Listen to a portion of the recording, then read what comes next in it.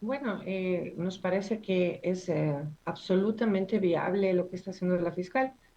Creemos en nosotros, yo personalmente pienso en la independencia de las funciones absolutamente y creo que todas las investigaciones tienen que llevarse adelante con la mayor transparencia, con la mayor eh, contundencia, de por llamar así, para que pueda salir a la luz lo que realmente haya sucedido o cómo hayan sido las cosas. Mal haría yo en tomar una postura de manera inicial, o sea, por supuesto, lo que le digo es a favor siempre de la investigación, de la transparencia y de la claridad de las cosas, porque el país se merece, es lo mínimo que se merece. Pero lo que me refiero es que veamos cómo va avanzando el proceso y justamente espero en estos pocos tiempos, me imagino que la fiscal hará una declaración explicando absolutamente todo, cómo ha sido armado este caso y cuáles son, porque lo que se habla es de la presunción de una red, ¿no es cierto?, de corrupción y de tráfico de influencia, o sea, varias cosas, ¿no es cierto? Entonces es importante ver cómo está trabajando la fiscal, ver que creo que para el país ha sido doloroso, pero grato. Me refiero a doloroso porque no deberían suceder este tipo de situaciones, pero grato en el sentido de que se pueda avanzar con las investigaciones en los diferentes casos.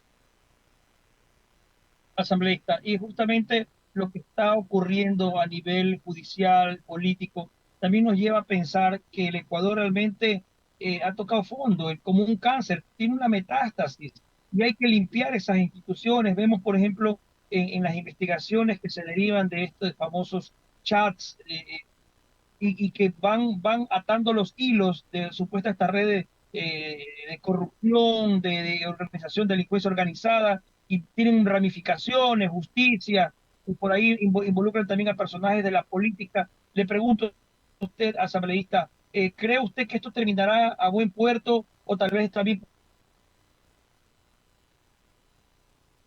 o también que puede haber algún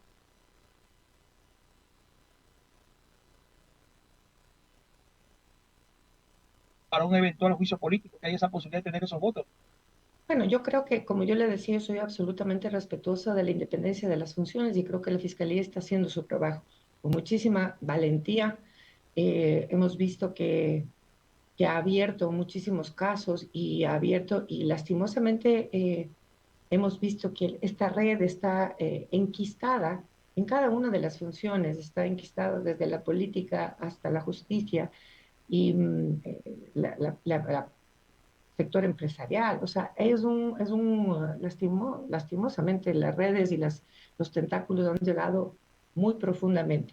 Yo aspiraría que no haya ningún proceso en el caso del juicio político al que usted se menciona, porque independientemente de cualquier cosa, ya ha habido un pronunciamiento anterior de los distintos bloques en el sentido que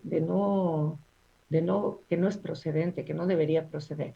Por supuesto, tendríamos que esperar a ver qué es lo que dicen todos los bloques, pero, por ejemplo, tengo entendido y es público, ¿no es cierto?, que el grupo de los independientes no estaría a favor, el grupo de Construye no estaría a favor, el grupo incluso Social Cristianos no estaría a favor, el grupo del gobierno tampoco estaría a favor. Hemos visto declaraciones del presidente de la Asamblea, de diferentes momentos, por supuesto que son anteriores a esta apertura de estos casos. Sin embargo, creo que deberían mantenerse en la misma línea, porque eh, imagínense lo que sería, incluso públicamente para el país, ver que ese es el objetivo, ¿no? Entonces, y en el caso de la destitución de los dos vocales, le debo decir que por ejemplo, lastimosamente estuvo armado el juicio político, que fue un juicio político que quedó establecido en la asamblea anterior, pero armaron el caso conjunto. Eran, o sea, pasando por encima de muchas cosas, pero era un caso conjunto. Y creo que fue público el pronunciamiento de uno el ex vocal, que se paró en el pleno y lo que dijo es que el tráfico de influencias por el juicio que está o sea, la parte de judicial, lo que está judicializado, que es el tráfico de influencias, que es un delito penal en el que ya no está en investigación, sino ya está en un proceso judicial, dijo que no era una causal política de destitución, entonces había cosas sumamente graves.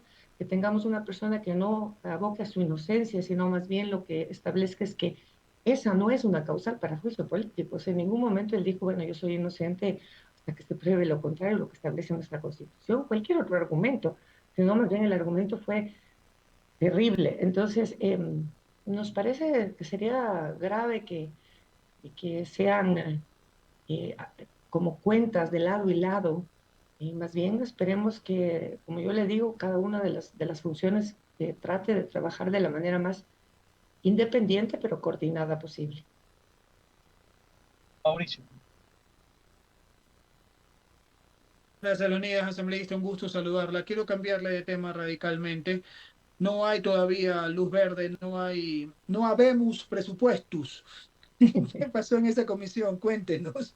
A ver, le comento un poquito. Bueno, todo el país tiene que conocer que los informes de la comisión y tanto del pleno no son vinculantes en relación al presupuesto. Lo que Correcto. nosotros hacemos es hacer sugerencias sobre el presupuesto. Los montos, por supuesto, los manda el ministerio a través de su, o sea, el ejecutivo a través del ministerio, perdón. Pero lo que nosotros hemos planteado es que revisando un poco las cifras, sí nos preocupan algunas cosas. Entendemos la situación y creo que todo el país, y creo que por eso el presidente goza de la aceptación que tiene, porque todo el país entiende que la situación en la que cogió el país y que ha hecho su mejor esfuerzo y que está buscando cómo mejorar las condiciones. Sin embargo, habían cosas dentro del presupuesto. Yo, por ejemplo, voté en abstención y no es porque la comisión sabe y siempre he sido muy proactiva en todas las leyes y las cosas que nos han llegado a la comisión. Sin embargo, a mí había cosas que me daban mucho la atención. Usted entiende que, por ejemplo, gran parte de mi electorado son gente jubilada, gente que ha aportado y ha trabajado muchos años de su vida para poder tener una jubilación que le permita subsistir. Y el IES ha hecho una solicitud de alrededor de 3.500 millones de dólares y el presupuesto solamente establece como 2.800 millones de dólares. O sea, se le hace un recorte de 1.000 millones de dólares. Esa es una preocupación grave que nos daba porque ya vemos las declaraciones del director del Seguro Social en el que establece que vamos a tener que buscar una forma de incrementar la aportación y a incrementar los años. Cuando todos sabemos eh, que no en este gobierno, por supuesto, no estoy echando la culpa a este gobierno, pero sí hemos visto que durante muchísimos años el IES ha sido afectado y ha sido vaciado en sus recursos y ni siquiera se le ha honrado las deudas. La otra cosa que nos preocupa es que dentro del presupuesto se establecen montos a financiar, financiamiento.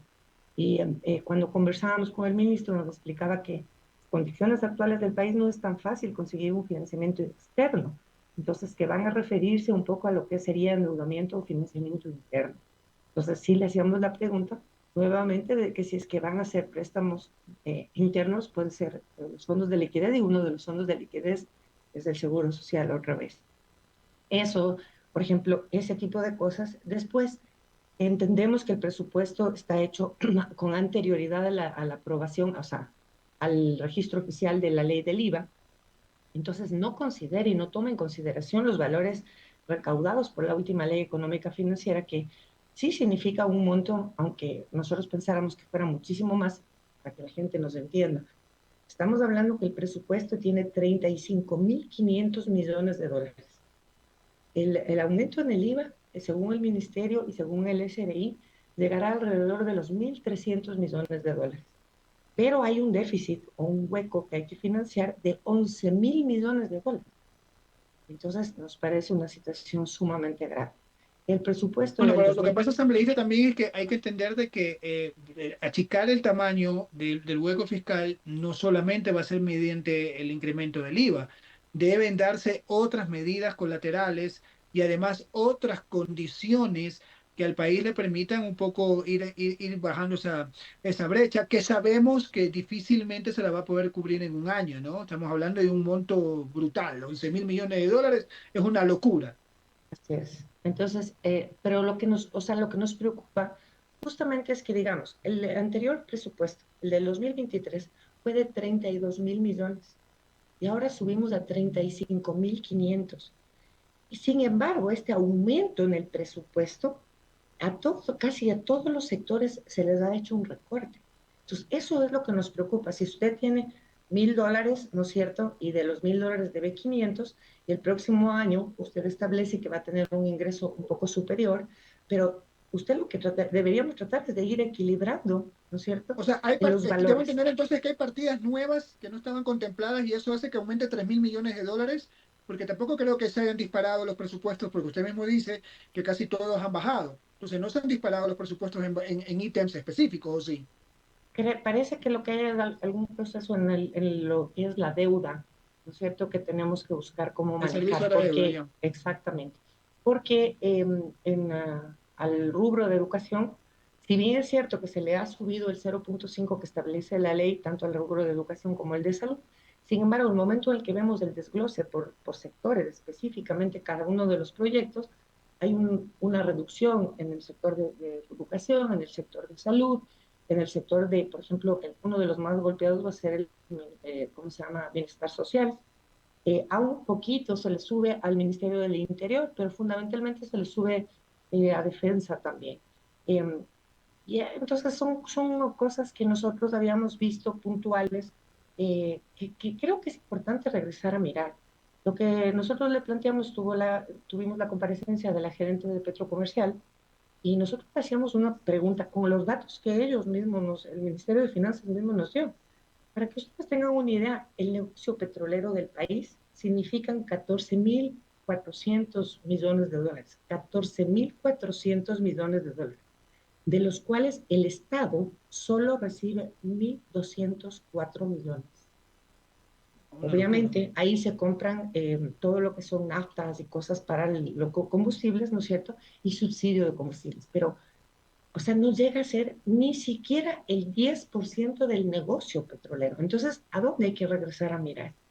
Creo que es importante regresar a mirar a ese sector y poder ser mucho más eficientes en ese sector. A mí no me gusta, usted ha visto que cuando hemos conversado, a mí no me gusta ser alarmista, ni tampoco hacer denuncias a dedo, ni ese creo que, si bien cierto es parte de nuestro papel fiscalizado, pero mientras uno no tenga los documentos en mano, pues uno tiene que ser responsable con sus palabras.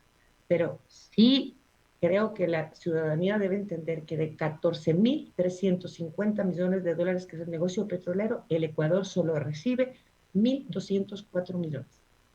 Lo mismo del Asambleísta, IVA. asambleísta, le voy a dar paso a cabina. Ahí está Alberto Quintana, él tiene más inquietudes. Gracias por contestar las mías. Le Gracias, agradezco muchísimo. gracias Un Mauricio. gusto. Asambleísta, algo muy puntual. Cuando abordamos estos temas, ¿no?, que tienen que ver con con la revisión presupuestaria, siempre es complejo, ¿no? Yo me pongo en los zapatos también, ¿no?, de quienes, por un lado, están en la legislatura, obviamente del equipo económico que acompaña a un presidente de la República, sea quien sea, ¿no? Es complejo, ¿no?, porque mucho se habla el tema de la necesidad de reducir el tamaño del Estado. Tenemos que ver lo que pasa también en naciones cercanas, vemos lo que se intenta hacer en la Argentina, y en fin, ¿no?, de todo eso uno va sacando un poco algunas lecciones a limpio. Y yo noto que acá en nuestro país, ¿no?, los actores políticos, la clase dirigente política, apunta siempre solo hacia el tema del nivel de gobierno central, ¿no?, del nivel de gobierno nacional. Pero nada se dice de los otros. A ver, dejemos el nivel más pequeñito, el nivel GAT parroquial rural, dejémoslo de lado porque definitivamente ellos no tienen mayores ingresos. Pero en cambio sí los otros, el nivel de gobierno municipal y el nivel de gobierno provincial. Por la experiencia profesional, uno que anda en territorio también, a mí me llama la atención ver, ¿no?, municipios, por ejemplo, siendo pequeños, que tienen una nómina impresionante y esto se vuelve incontrolable. Y claro, muchos me dirán, por ejemplo, quienes están en funciones actualmente que no cumplen todavía, recién el 14 de mayo cumplen un año al frente de sus administraciones. Muchos dirán, pero es lo que yo he heredado. Pero claro, y ese es el gravísimo problema, que se viene heredando este asunto que de alguna manera va consumiendo esos recursos. Se deja hacer la obra pública, se deja de poder financiar los proyectos sociales que son necesarios. Hay que atender lo social en territorio también, en esos niveles de gobierno. Pero no se puede porque se va los recursos, las transferencias del Ministerio de Economía y Finanzas se van precisamente en la nómina, en el gasto corriente. y estamos en un descontrol terrible y muchos dirán, pero caramba, es que también eso ayuda y posibilita también las fuentes de empleo en cada una de las localidades. Pero la pregunta es hasta qué punto también desde el Estado se debe estar fomentando aquello, en vez de ser niveles de gobierno eficientes, que lo que deberían de hacer es propiciar también condiciones adecuadas para que sea la empresa privada en territorio que tenga bastantes condiciones idóneas como para poder desarrollar sus actividades y sean esas las que vayan generando las fuentes de empleo. Pero estamos en un tema que no salimos como país, no salimos como Estado, como sociedad de este terrible dilema. Asambleísta, me gustaría escuchar su reflexión. Su micrófono, por favor. Ahí. ¿Aló? Ahí sí. Yo estoy absolutamente de acuerdo con usted. Le comento que justamente tuvimos la comparecencia del AME y nosotros hemos ya no solo pedido, sino exigido que tienen que transparentar sus presupuestos. Los gobiernos autónomos locales deben transparentar sus presupuestos. Si bien es cierto, el gobierno central, usted puede entrar a las páginas y puede revisar, hacer una revisión de la información, a dónde van los recursos, incluso con un desglose casi al detalle, porque incluso van los proyectos en cada uno de los sectores. En los gobiernos autónomos locales casi no se ve eso. Nosotros hemos querido, pero ustedes conocen que ellos, justamente al ser autónomos, nosotros como asambleístas no podemos hacer una fiscalización ni podemos... Es optativo la posibilidad de la información si es que quiere o no quiere el GAP, porque ellos tienen su ente de control que son sus consejeros y sus concejales, que es indispensable que lo hagan.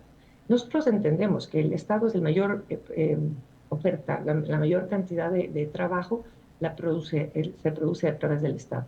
Sin embargo, estamos totalmente conscientes y estamos de acuerdo con usted que lo que hay que hacer es incentivar el sector privado, la producción, la industria, porque la única manera de poder equilibrar y que los gobiernos autónomos y el Estado central pueda tener un número de personal equilibrado, corresponda realmente a las funciones y que no haya una sobreestimación del trabajo y de los funcionarios, y obviamente eso infla muchísimo los valores y los presupuestos de nómina.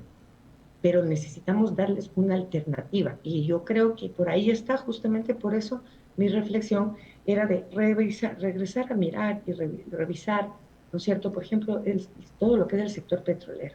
Nosotros tenemos que entender, y el país y la gente tiene que entender así muy simplemente, que el petróleo es como una casa. Cuando usted ha comprado una casa, vende la casa, y si esos recursos de la casa los pone a producir, usted a lo mejor pueda comprar 1, 2, 3 casas, o una casa y un carro. Pero si esos recursos de la venta de la casa usted se las empieza a gastar en pagar sueldos, de salir a comer, etcétera, va a quedarse sin los recursos y sin la casa. Y eso es lo que nos está pasando con un bien que nosotros tenemos, que es el petróleo.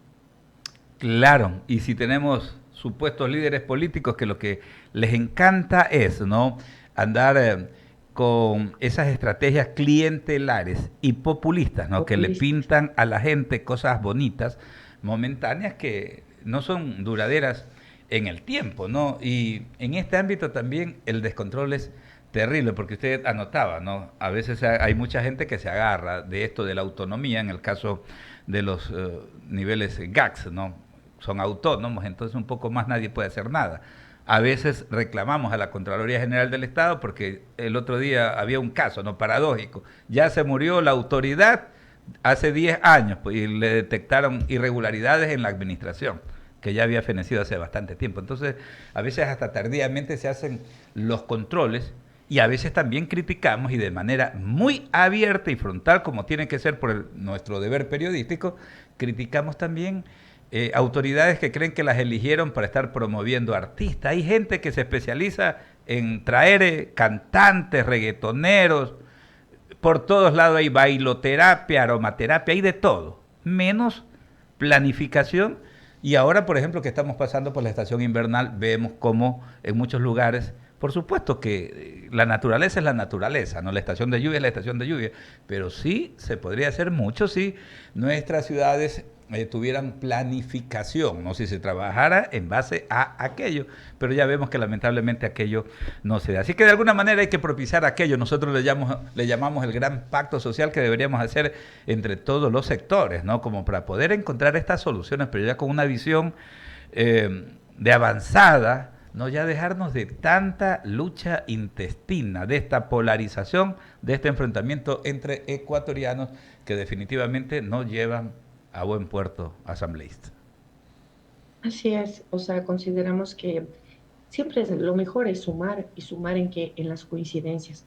Cuando usted tenga una discusión con alguien o tenga cosas en diferencia con alguien, creo que la mejor solución, y incluso hasta los expertos en ese sentido nos explican, que uno debe encontrar primero las coincidencias y ponerse de acuerdo en eso, y después las diferencias uno va solventando en el proceso. Pero en el caso, lo que usted dice es verdad, o sea, vemos muchísimos GATS que distribuyen sus recursos de manera ineficiente y a veces de una manera populista. Hay GATS que no cumplen todavía con la obligación de los servicios básicos y vitales de las poblaciones. Sin embargo, como usted dice, hay fiestas, algarabías y promoción de grupos de música, artistas, etc. Creemos que los recursos también es importante que podamos que desde la ciudadanía, nosotros como ciudadanos, ahora cada uno desde el espacio que nos corresponde, ahora desde la Asamblea, pero como ciudadanos debemos estar pendientes y debemos estar fiscalizando porque debemos entender que esos recursos que se están mal utilizando es el trabajo y es el levantarse temprano todos los días, hacer un esfuerzo para poder llevar a la casa el pan. Y parte de esos recursos van a los diferentes gobiernos y que es indispensable estar vigilantes de que se cumpla para lo que han sido destinados. Mire, ahora estamos a poco tiempo de pagar un IVA de varios puntos adicionales, que por supuesto significa un golpe, y que la gente lo ha hecho y lo hace como, yo creo que en esta vez con mucha madurez y tratando de poner el hombro y de apoyar porque tienen confianza en el presidente, pero que lo que yo llamo a todos es a que esa buena voluntad, esa buena fe, esa buena disposición que tiene la mayoría y la gran parte de nuestro pueblo sea bien utilizada. No le volvamos a defraudar, orientemos los recursos a donde se deben orientar y que permitan, yo creo que por un lado lo que es seguridad, que la gente ha sentido un poco de cambio, ha sentido más tranquilo, pero por el otro lado, a cualquier forma en la que sea posible incrementar las fuentes de empleo. Asambleísta, gracias por el tiempo, gracias por la deferencia de atendernos. Es María Mercedes Hertz, parlamentaria de nuestro país. Que tenga un resto de jornada pues maravilloso hoy lunes. Muchísimas gracias. Un abrazo a todos, siempre es un gusto. Muchísimas gracias. Son las 18:22. Don Leonidas Castro.